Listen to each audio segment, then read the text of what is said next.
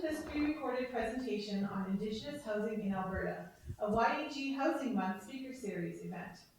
We are here to share with you our experiences in housing.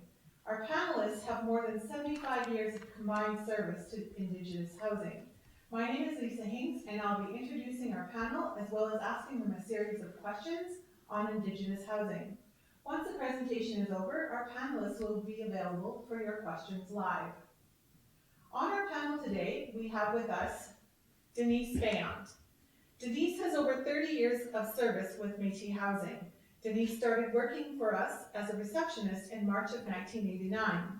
She also worked as a rent clerk, a tenant relations officer, a manager, and now she's the Director of Housing for South Region. To the right of Denise, we have Marilyn Gladue. Marilyn has a long history of 25 years of service with us.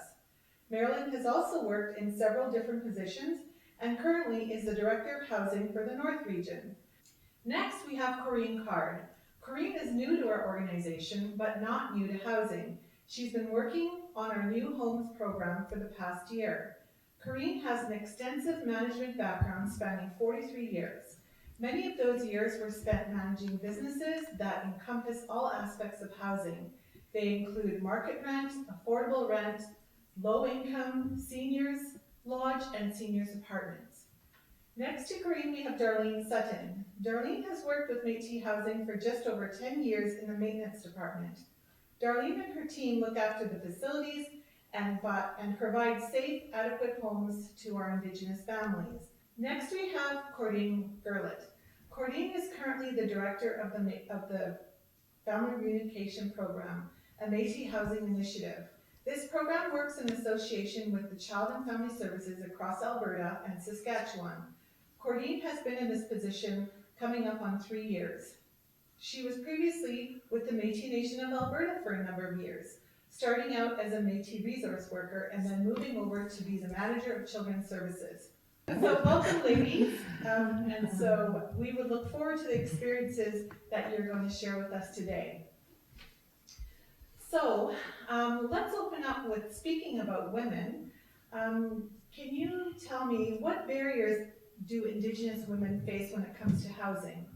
Marilyn, do you have some input on that? Sure. With our experience, we first of all, I want to mention that you'll see that we're all women here at this table, and each of us have overcome our personal challenges and barriers to succeed, to come where we are today. And a lot of those challenges and barriers are racism, of course, the prejudices, and the common stereotypes of that the women are alcoholic, they're into drugs, they're single parents on welfare, and of course they're uneducated. I would add something to that. I think one thing that is definitely a barrier is just even the communication is huge when you go from one place to the other, and just the communication for between them and their prospective new landlords, whatever, is definitely an issue as well.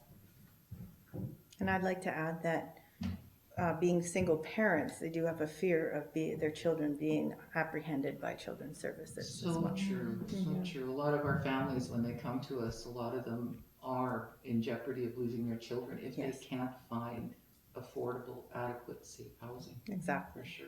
Yes, I remember more than one time when I was working in low-income housing in Northern Alberta, when I would get a call on the emergency line. It's from this young mother that was living in one of our homes and was exactly going through what Cordine just spoke about. And you showed up, gave her the support she needed, and you brought along a bag of groceries because she needed her home, she needed her kids, and she needed to get where she didn't have to worry that anymore. And thankfully, the housing organization I work for and myself were there to help her. So I heard you speak about these barriers that you mentioned. How can we overcome them? One thing I think I would say is the fact that just some of them, they almost need an advocate to help them, and we aren't all set up for that. I know when my kids left home, there was no advocate for them at the other end. It was them and mom at the far end. So that's huge. I think an advocate in those roles would help. And I think also learning their rights as a tenant through Landlords and Tenants Advisory Board, that would really help them get into housing and educate themselves. I think that people need to be very positive and stick with, your goals in life. And this panel here have done that. And that's why we're so strong and we're good examples for the Indigenous people. So next I would like to talk about housing adequacy. Can you explain for our viewers what housing adequacy in context with Indigenous culture means to you? Off the top of my head, my first response to that is when an indigenous person can walk in and obtain a rental and not be looked at any differently than anybody else, and we get a long ways to go. Mm-hmm. For my end of it, and I think Denise and well, pretty much all of us can agree to that, is when our current housing stock, I mean, our Indigenous families are growing, and when they come to us, they're very large. And a lot of them are faced to move into a unit that has inadequate bedrooms for the size of their family. So they're overcrowding the unit, and it's causing a lot of social issues, in relationship building and that, and there's a lot of stress that's added to that whole housing environment. And then we have our seniors and elders that are in great, great need of long-term facilities or extended care facilities that are culturally sensitive to the Indigenous peoples. They need to understand that we have our cultures and we have our traditions, we have our ceremonies, and we need to help them to accomplish their ceremonies in a comfortable environment. And then of course our Indigenous students, they are in dire need of housing, adequate, affordable housing. I mean, the cost of tuition and all that is just tremendous out there. And when you add, the stress of them having to pay such high rents out there and share with people that they don't even know, and how do we expect our seniors and our students to meet their needs at the end of the day? So Marilyn, you spoke about in the last answer about adequacy and the size of units that are lacking for larger families. So as time goes on, we see a shortage of subsidized housing inventory. The availability of housing is becoming so scarce every day. What challenges do Indigenous families face when it comes to availability of accommodations? And I think Darlene explained it quite well the other day, that also the inadequacy of our housing is a lot of it is based on the state of the unit, right, Darlene? I mean, they could be very old And so we believe that the home is a safe place for the families to move forward and get on the right path. And these homes that are inadequate, we do our utmost best to make sure that it is brought to the stage that these families walk in and this is my home for my family, and we get to have a new start in life. And we look for those rewarding stories that come out with people who have succeeded. I would just add to that with a shortage in the housing inventory, it will be much harder for any Indigenous families to find housing. I firmly believe that with this, it's going to definitely increase the numbers in our Indigenous homeless, our homeless people. It's to that point where a lot of them will be couch surfing a lot more or out on the streets. So I hear that what you're saying is that housing in the bigger cities across Alberta are short. There's a shortage of them. Can you share with us what the housing is like in rural or remote areas? I think basically the same from my experience. Not enough overcrowding. They're going through the same challenges as low income housing in the city. There isn't enough. So what barriers do you think Indigenous people face when they move from a rural area to an urban center? I think with some of our Indigenous people from the rural areas that come into the urban settings, there's that transition that they have to face, and a lot of them, like I said, they don't have that education or they don't know their rights as a tenant. They're looking for jobs, they're looking to better themselves, get that education so that they can be successful. And of course they need to learn, you know, about the city, like simple things such as bylaw infractions, and like, you know, a lot of them wouldn't know about that. Learning to maintain their home, preventative maintenance, those things, and respecting their boundaries and neighbors. As we know, a lot of our our seniors, the numbers are increasing, as we know. I mean, we're almost, some of us are already at a senior's age. Whoa. I'm not saying who, but Too much information.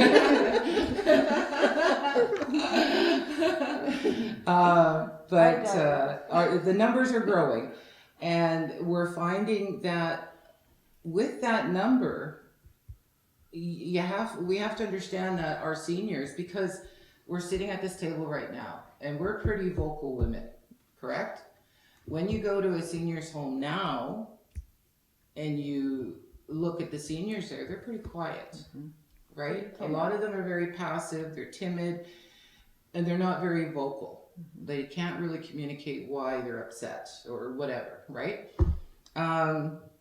So in the rural areas, our seniors are just so restricted, and if you want to say repressed to a point, because there's very little housing out there for them to meet their needs, and not to mention the medical and the health situations, you know. So I know we're finding a lot of our families from the rural are coming to the urban city because of medical assistance, because of education, but then they don't have the knowledge to help transition from a rural setting to an urban setting.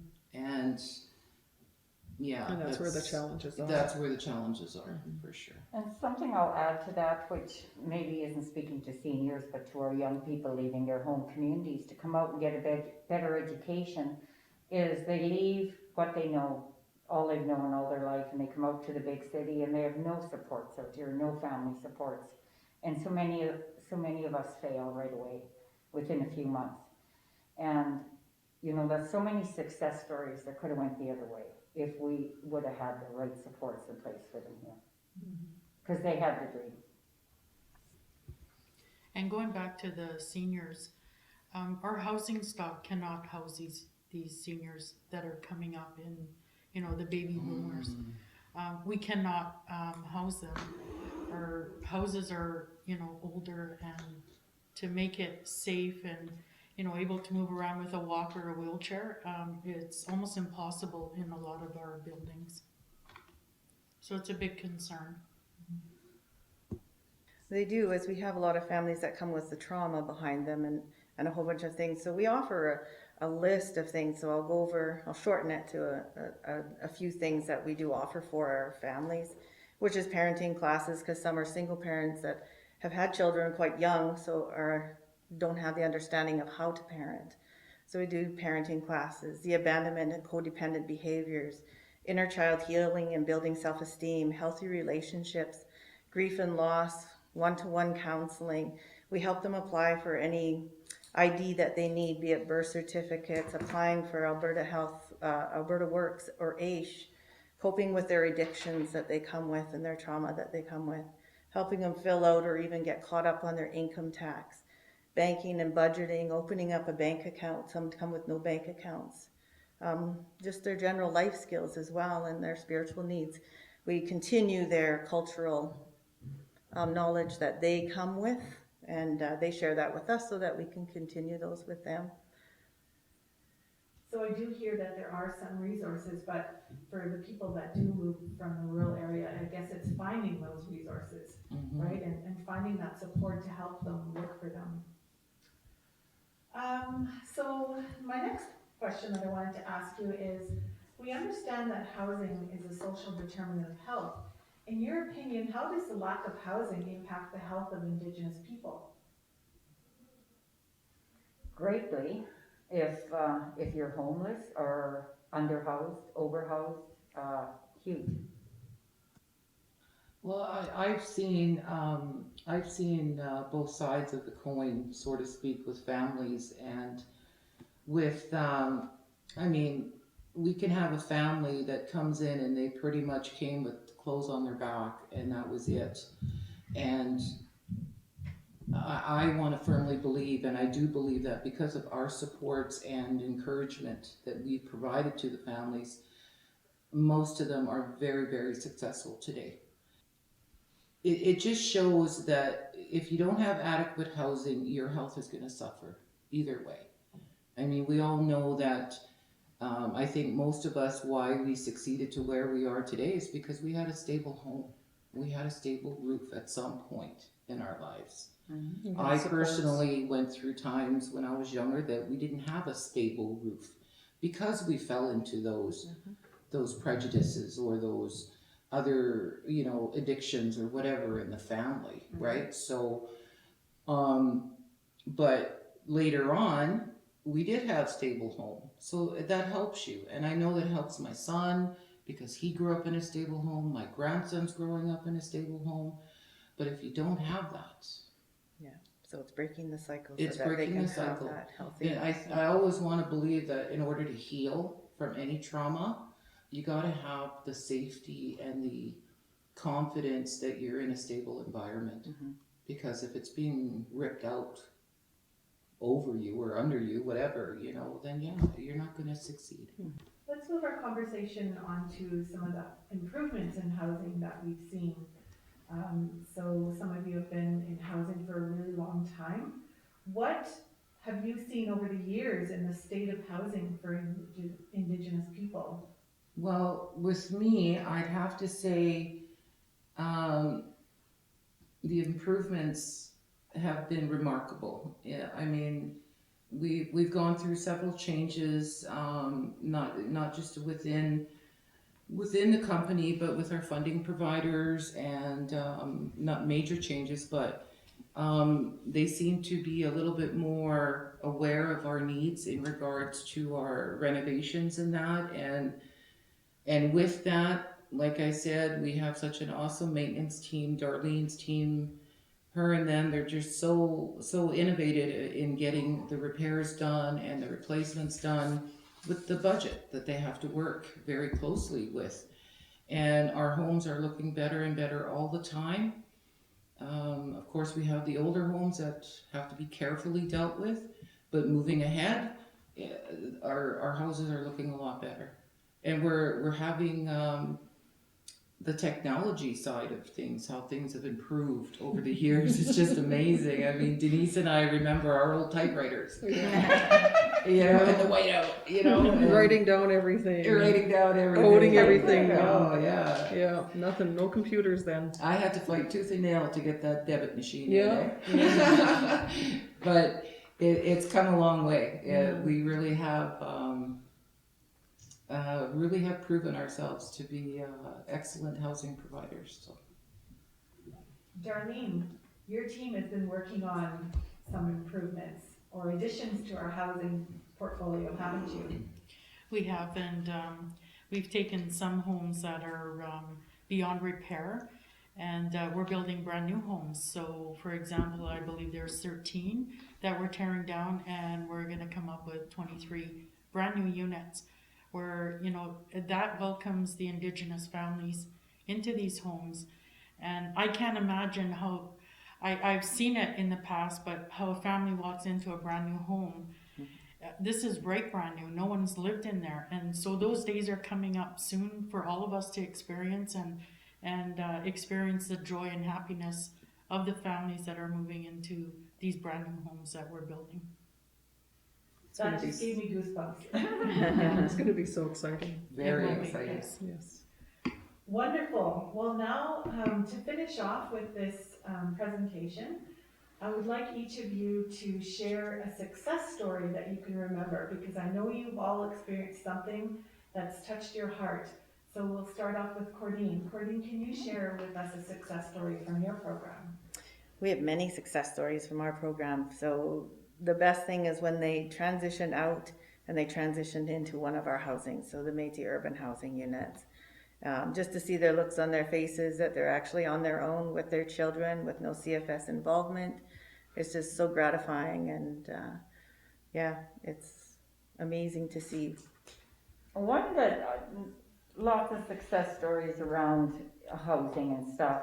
One that I am gonna talk about was in Northern Alberta years ago, I started a residual home ownership program for low income tenants. And we ended up making 7 low income tenants homeowners with the project I did. And it was a residual project that was to go on for years. Last I heard, it was 30-some families now that were now homeowners because of this original proposal I did years ago. But these families, you know, they were 4th generation low income housing.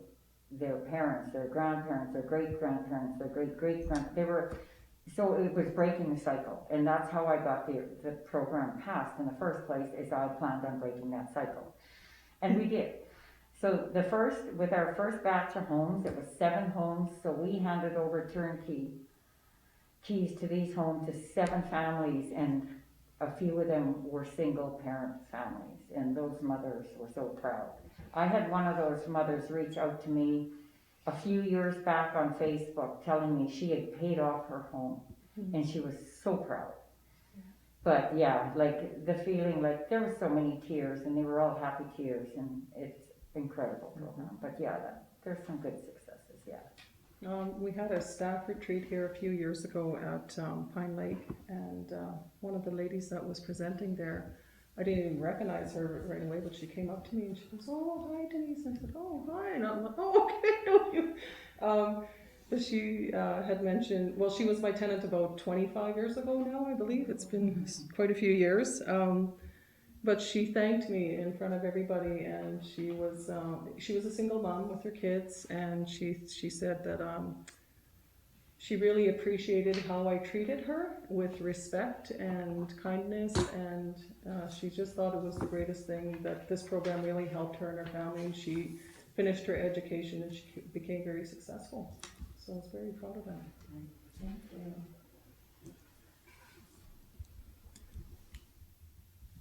Well, I would like to thank our panelists. I would like to thank our viewers for watching our presentation today. Our panelists are now going to be live and ready to answer your questions on Indigenous housing.